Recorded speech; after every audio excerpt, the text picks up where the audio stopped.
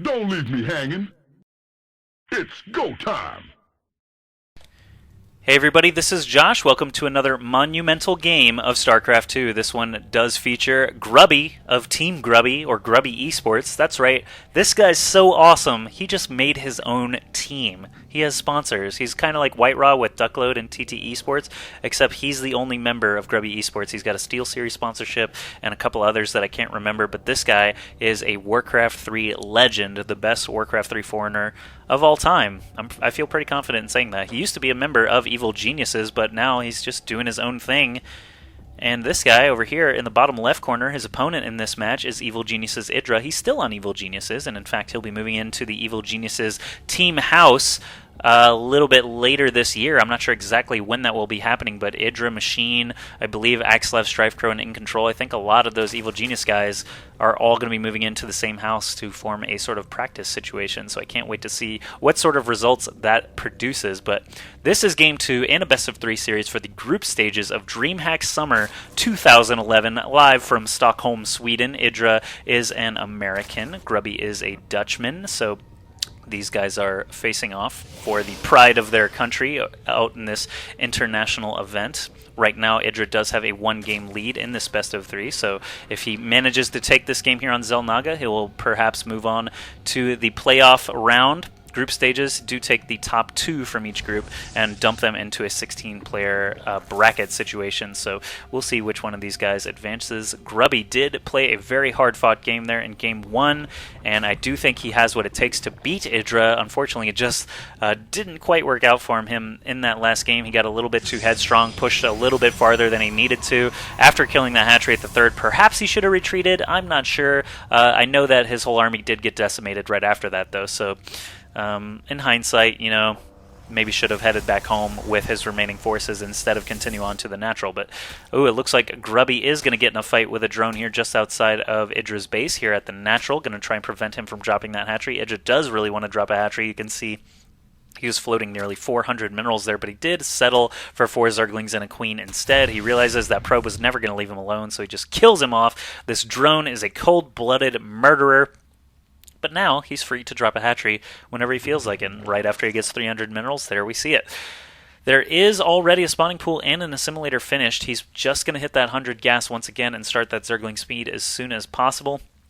That last build on Tal'Darim Altar was a new one to me, getting 3 bases and then +1 range upgrade before you even had a Roach Warren. That was something interesting there. But Grubby is going to be doing the very standard Protoss build this time around with that second assimilator as well. Means that he might be able to go some Stargate tech once again. Those Phoenixes were very effective in the first game. They did keep EG.IdrA under control long enough for Grubby to get his Colossi out, get a lot of Stalkers out, and start to do some damage. So if he can do that sort of production control, that supply control with those Phoenixes again, he might have a chance here against EG.IdrA in Game 2. Back over in EG.IdrA's neck of the woods, that hatchery is about 60% done. The spawning pool is glimmering. That's what happens. You can jump in the spawning pool, and it acts sort of like a hot tub, a bubble bath, sort of jacuzzi action there once it's upgrading that Zergling speed, and then once it's not upgrading anything, it just goes flat. It's kind of gross looking, actually. Not quite as fun, so don't want to take any girls to the spawning pool unless it is upgrading something, because then, you know, get nice little waves and bubbles and such. But anyway, Stargate is coming up for Grubby. Not surprising after seeing that first game on Tal'Darim Altar. He is only getting 1 this time instead of that 2 with the Forge Fast Expand. It's going to be hard to afford more than 1 off of this 1 base, but he's going to give it a try here with this 3-gate, 1 Stargate action. So we'll see probably a Phoenix come out of here first. I would be really surprised if it was a Void Ray. It looks like a Stalker did manage to stumble upon an Overlord. Don't think he's going to get enough lasers out of his face to actually end this Overlord's poor existence. Maybe? Nope. So close, yet so far. 50 HP will soon be 200 HP again. Zerg, of course, regenerate their health. These Zerglings just keeping an eye on things. Grubby is going to drop a pylon down on his bottom of his ramp. This usually indicates that he's thinking about expanding here soon. There's a Void Ray actually coming out, so maybe Grubby knows something I don't. He's going to try and do an early Void Ray attack with those 3 gates. But yeah, like I said, that pylon is pretty much indicative of dropping that Nexus. Of course, he can drop another gateway, a forge, and another gateway, pylons, cannons, all that sort of stuff to create a large hook leading from his main natural all the way around that his main ramp, all the way around that natural, so that lings and roaches and things won't be able to just bust right into the main. They will have a long way to go around, and usually cannons are involved to try and slow them down. But IdrA has been a busy boy back at home.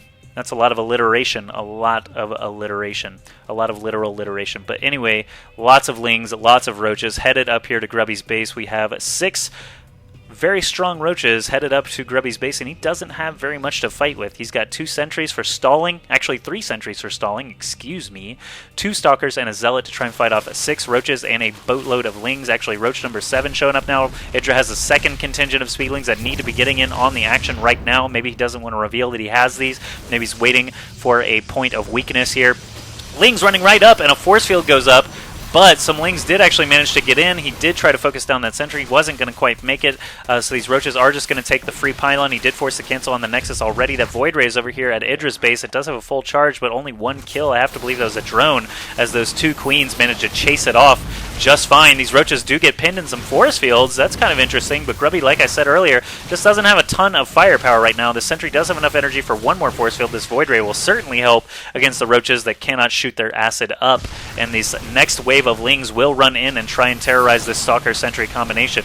Void Ray easily going to be able to take out all these units, but it will take a while. The second Void Ray coming over here to help exterminate these bugs, and IdrA does get into the wall once again. That last force field perishes, and these lings are still alive, killing probes, killing zealots. They're going to run right into the main mineral line here. These probes are going to have to be pulled and fight for their lives against these lings. I saw 1 probe death. I saw 2 probe deaths, but all the lings have been finished off. There's still 2 Void Rays in the air and 3 Stalkers on the ground. What has IdrA been doing? Building Overlords by the looks of it. There's still 2 Queens here to defend. For IdrA, he's building a lair up here at his natural, but all his larva is being spent on lings and roaches and drones and Overlords, all kinds of stuff actually. So what's going on here? We do have a Spore Crawler going up. Grubby has his 2 Void Rays. He cannot really expand again, so IdrA did actually cause that Nexus to be cancelled, and right now Grubby looks like he is sort of in all-in mode. He realizes he has an advantage. He's got a little less supply than IdrA total, but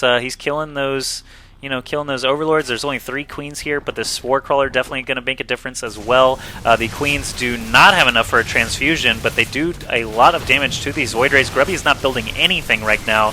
He doesn't even have enough cash to actually build another Void Ray until just now, and I don't think he's going to be able to actually get that in on the fight. Probably going to be spending that on Zealots and things like that. Void Ray number 1 does get destroyed by the Queens. There's only 1 Queen left to be able to defend. Actually, a second Queen up in the main as well. This Void Ray down to only 7 HP. The Roaches look like they are going to be able to hold the Stalkers. They're trying to take some free shots at the Overlords, but really they're just retard magnets for the Stalkers. The Stalkers taking shots at Overlords are Stalkers that are not taking shots at these fighting units, and the Roaches eventually do overwhelm the Stalkers. Grubby realizes there's no chance he's going to be able to expand here, and it looks like IdrA will clean up this series 2-0 against Grubby from Grubby Esports.